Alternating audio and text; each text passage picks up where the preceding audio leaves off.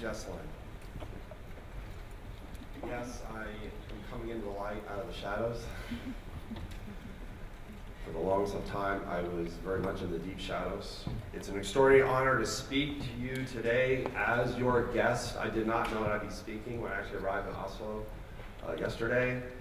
And so I want to thank the sponsors and the coordinators and Norway for me being here as an eyewitness to history, for the freedom of expression and speech and assembly in public. And this is certainly an extraordinary space, standing here in your National Theater. Being here in Norway reminds me, as a kid growing up, reading stories of Leif Erikson and the Vikings and those fearsome Norsemen of old, actually upstaging Christopher Columbus, if the truth be told. But if all the world's a stage, as Shakespeare has said, then here we are, an extraordinary, smaller, but beautiful stage, national stage of Norway. And I'm reminded, because knowing we're going to be here, and I was coming here to be part of this conference anyways, as a registered participant, and now speaking to you, having grown up with European literature, having lived in Europe a couple times in my past, I'm reminded of the extraordinary playwright Henrik Ibsen and Enemy of the People, and I see we have been copiously drinking the water of the people. I'm sure Dr. Stockman would approve drinking the water of the people. It's a remarkable play written in 1882 that is so incredibly relevant and contemporary today. See, Dr. Stockman made a moral choice. He truly did. He stood up. He stood up against those who would hide the truth. He stood up against those who would shape the truth by simply speaking the truth about a real threat to public safety, health, and well-being of his community. How much would you give up to tell the truth in the public interest? How much would you risk? In the words of George Orwell, truth is treason in the empire of lies. But we're not just on a stage in a theater, as beautiful as this theater is. We are also living in a very real world. And so we must ask ourselves, in whose interest does it serve when hiding the truth, when shaping the truth, or speaking the truth? And whose interest do we serve? Democracy in all of its varied forms, whether in Norway, whether in the United States or elsewhere, it is not a spectator sport. It requires direct participation, active participation of the citizens and the citizenry. And I'm reminded of that once again, standing in an incredible public space, growing up in both the states of Texas and Vermont, who were republics before they became states. The Vermont Town Meeting Day, held every March, every year, in which everybody got the chance to say something. Everybody got a chance to say their piece, an outlet in public to say what was so in our community. Fred Cooper was our conscience. He was the one who would hold up that mirror. He was the one who would go on for 30 minutes in his Vermont drawl saying all the things we had failed to do, the commitments we made, and all the things we had actually said we would do and did. But what happens? What happens when you not just become an enemy of the people, but you become an enemy of the state like I did? See, I've already lived this incredibly dark dystopian future. Standing here in the light and seeing you in the dark reminds me of where I came from over those many, many years. I had an extraordinary ordeal. I speak to you now as a free human being. Can I begin to express to you what it means to be free? Having spent many years dealing with a government who did everything they could to take away my own precious freedoms and liberties, guaranteed under our own Constitution.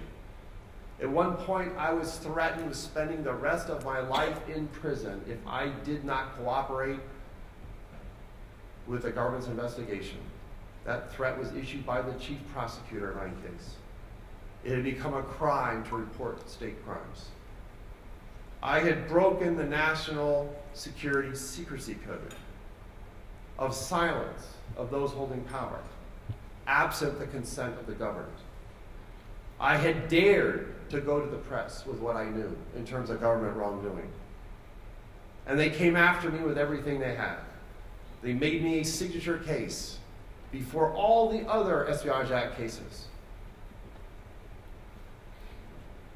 Under Obama, trademark to become the most open and transparent administration in history. Make me a signature case and example, driving the stake of national security right through me. Put me out in a public comment and say, this is what will happen to you, too. Propping me up in that public space for all to see as a warning and sending the most chilling of messages, as well as putting those who practice journalism and those who are part of the press protected by the U.S.'s First Amendment, that extraordinary cornerstone amendment, putting them on notice that we're on to your sources. Colleagues turn against me, family members question me. I just about lost it all. Why? Dr. Stockman, from a play by Henrik Ibsen, stands as inspiration, standing alone, as one for, of, and by the people, against those who would hide the truth, against those who would shape the truth, against those who manipulate the truth, simply by speaking the truth regarding threats to public safety, personal privacy and liberty, mass surveillance done on an extraordinary scale, not yet fully revealed, by the way, in spite of all the Snow disclosures. I was there in the early years of that program. All done in secret, in the name of national security, after a fundamental failure by our own government, a failure to keep people out of harm's way, a failure to provide for the common defense as designated in the Constitution. And almost 3,000 people were murdered. I was declared indigent by the court. I faced 35 years in prison. It was Jesslyn who became my voice when I had none. And it was the media in part, through her media outreach and strategic campaign, to get the information about who I was and why I had done what I did, that became my saving grace. So I'll leave you with some thoughts. Secret shadow government cannot coexist with any form of democracy. Something has to give. I was there to see Pandora's box opened up in secret and the furies of national security unleashed, subverting the heart of American democracy. I spoke truth to power as a whistleblower. I confronted the U.S. government in exposing the corruption, the cover-up, high crimes and misdemeanors being committed, even up to and including the Vice President and the President of the United States, including the epigenesis of the mass surveillance program and militarizing the entire globe as one big battlefield. We would give up essential liberties to, quote unquote, give ourselves a little temporary safety. We would be giving in to suppression and censorship, muzzling of the press. See, in the face of tragedy and loss, including the heinous acts of mass murder committed in our country on 9/11, and yours on 22 July of 2011, that very union is fractured and threatened. And that seductive siren call of security calls forth, rises up, saying we need force, we need retribution, we need protection, fear-mongering, we need to control. There's evil lurking among us. But what's the basis for our union as people? What's the foundation of real security? It's we the people, in order to form our perfect union, those extraordinary words from the preamble of our own U.S. Constitution. Democracy is not free. It all depends on who we are and can be, forming and sustaining our society, created together through the you and the me. So who are we, absent you and me in our own societies? What future do we, as you and me, want to keep so we remain free and liberty?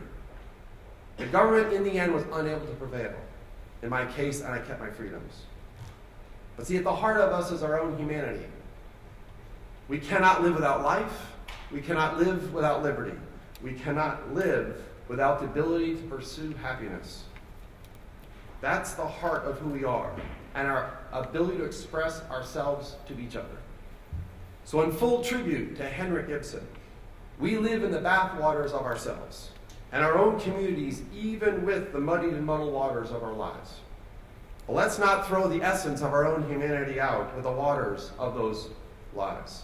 Let's refresh and restore our lives with the clear flowing waters of freedom, free of fear and full of hope, like the very bottom of Pandora's box. The past 2 days have consisted of 5 acts on this extraordinary stage in the National Theatre of Norway. What new acts will we commit to protect, preserve, and defend our rights of expression and speech? And let those same waters keep us healthy on the world stage.